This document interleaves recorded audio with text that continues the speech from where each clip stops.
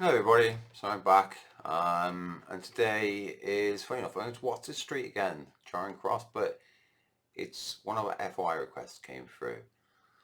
I can comment on this because, frankly, you understand why in a minute. It's a bit of a shocker.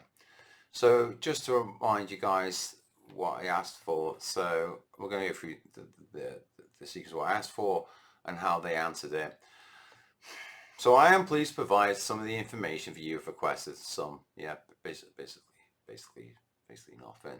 I have detailed below the information. So you asked me, one, the total final cost of the screen for the specific section of the town centre, including a full breakdown of design, material, specifically the cost of controversial street furniture, bollards, and contractor fees. Okay, for Wotsit Street.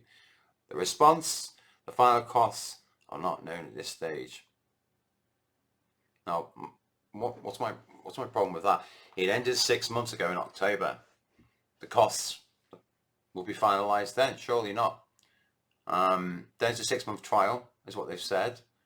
So I don't know how that incurred costs again, unless someone's sitting there monitoring the whole thing and being paid a ridiculous wage to do it, which I don't really understand. Surely someone already exists like that within the council to do so.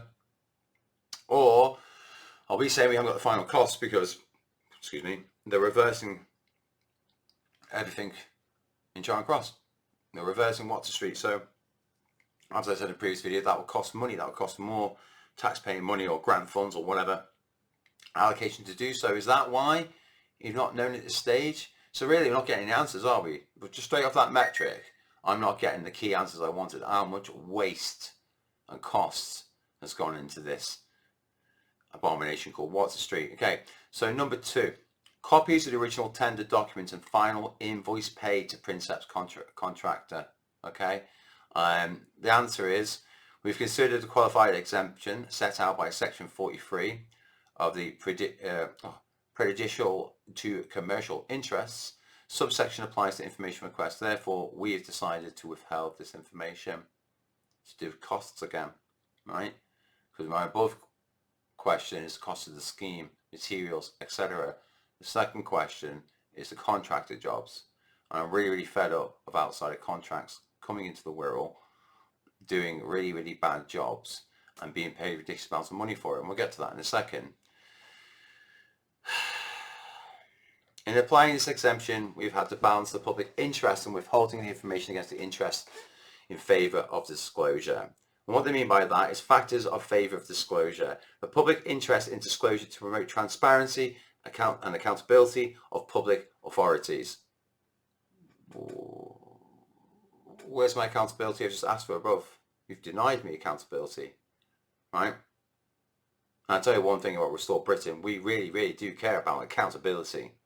And so I say now, there's a few of us in here really got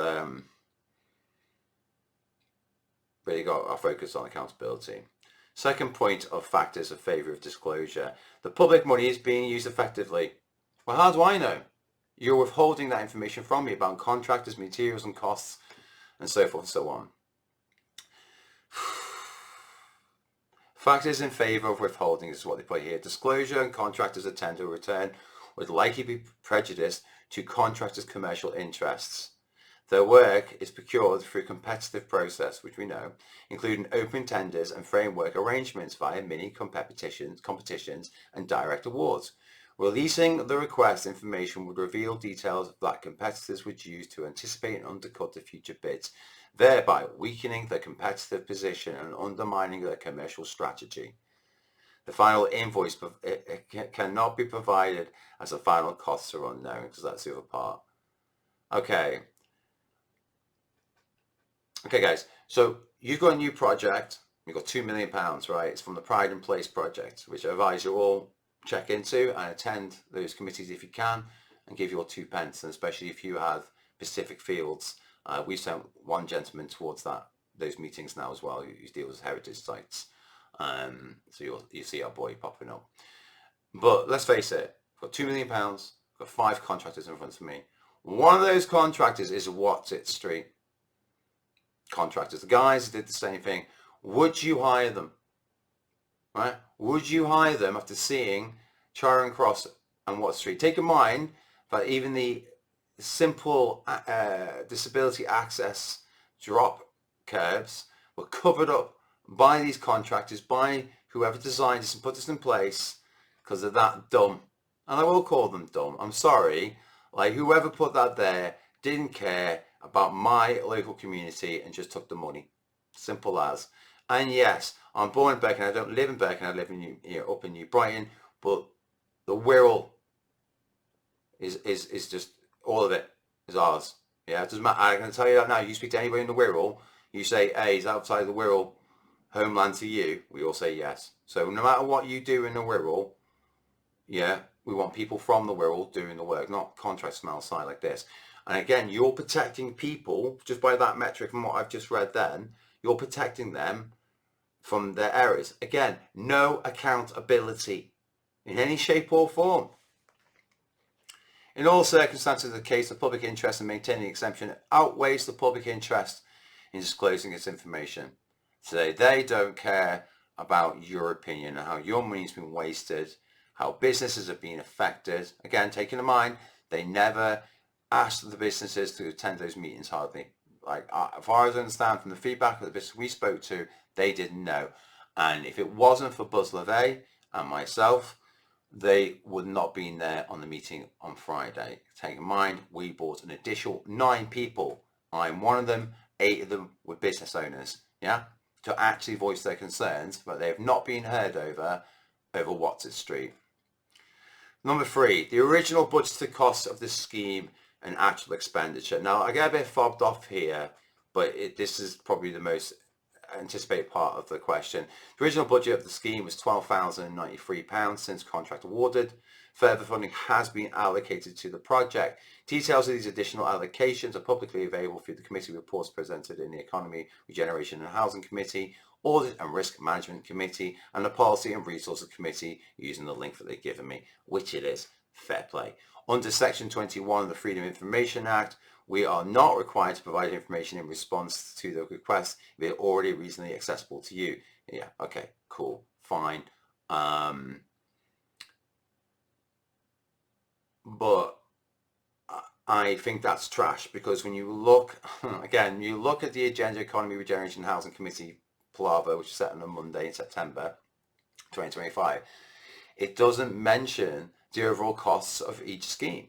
So you know the scheme's there, you know that it's £12,000 has been allocated to it, you can show what additional funds have been allocated to it, but you've gone over that regardless of what's in that information you've given to me, it doesn't show.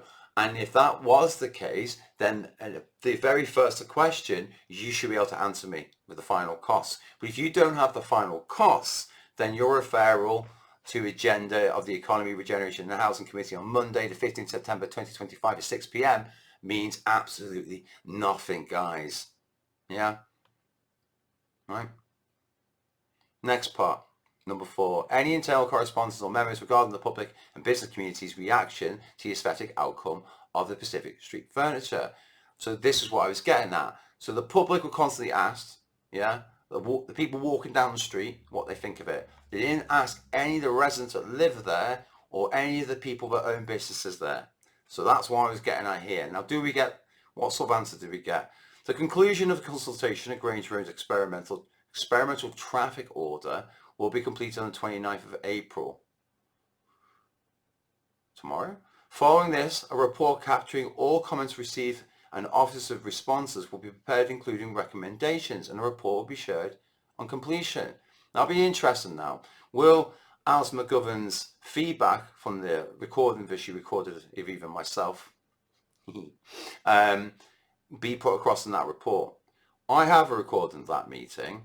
If I look at that report and I don't see any quotes from any of the business owners brought into that meeting, then where did you compile that information from? Therefore, this part of your request is exempt from the disclosure of the Section 22 because obviously it's not been done. We will use this exemption. And again, they go on the factors of favouring disclosure. And let's just remind you what they are.